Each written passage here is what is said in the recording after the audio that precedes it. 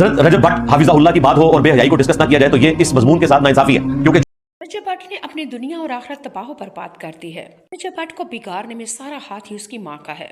روتی ہوئی ماں کا شکل دکھا کے یہ اپنی ماں کو بیچ رہا ہے اور پیسے ڈالرز وصول کر رہا ہے۔ رجب بٹ نے اپنی بیوی کو جوتے کی نوک کے اوپر رکھا ہے۔ رجب بٹ کیمرے کے سامنے اپنی بیوی کے ساتھ بہت پیار کے ساتھ اور گفٹ دیتا ہے، اصل میں اس کو تو کبھی اس نے گاس بھی نہیں ڈالی۔ رجب بٹ کی بہن غزل یہ تو بالکل 2 نمبر لڑکی لگتی ہے۔ رجب بٹ کے گھر کو تباہ و برباد کرنے میں اس کی اپنی ہی بہن کا ہاتھ ہے۔ ناظرین و سامعین، یہ ساری باتیں آپ لوگوں کی رائے تھی۔ میں نے ریسرچ کر کے میں نے اپنی ٹیم کچھ میری باتیں اور کچھ میں نے یوٹیوب سوشل میڈیا چھان مارا اور ہر بندے کی طرف سے یہی جوابیں تھی جو میں نے آپ لوگوں کی زبان اپنے انداز میں بولی ہے۔ چلے ناظرین و سامعین، مرزا محمد علی انجینئر صاحب کہتے ہیں کہ اگر رجب بٹ کا نام لیا جائے تو بے شرمی کا نام لیا جائے تو پھر یہ ہو ہی نہیں سکتا۔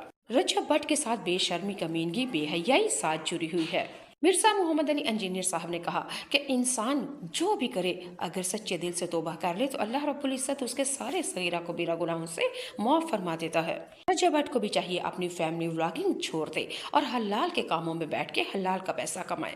مرزا محمد علی انجینئر صاحب نے کہا کہ یہ جو لوگ گندے حرام کام، ننگی لڑکیوں کو نچا کے ان کے چسٹ کے اوپر پاؤڈر وغیرہ ڈلوا کے اور ان کے ساتھ وہ کام ان کو کرنے کو کہتے ہیں، اور یہ جو ٹک ٹاک کے اوپر لائف بیٹھ کے وہ گالی دیتے ہیں جو سننے کے قابل بھی نہیں اور کان سن بھی نہیں سکتے، یہ حرام کا پیسہ ہے اور حرام کاموں سے کمایا جاتا ہے اور حرام کاموں پہ لگایا جاتا ہے، اور وہ کام بھی بھلے انسان حرام کام کی کمائی سے حج ہی کیوں نہ کرے، جناب وہ حج کوئی قبول نہیں۔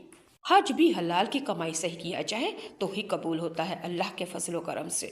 رجب بٹ اب 100 لڑکیوں کو حج کروائے یا 100 لڑکیوں کی شادی کروائے، اس کے پیچھے چوری اور حرام کا پیسہ ہے تو کوئی قبول نہیں ہے۔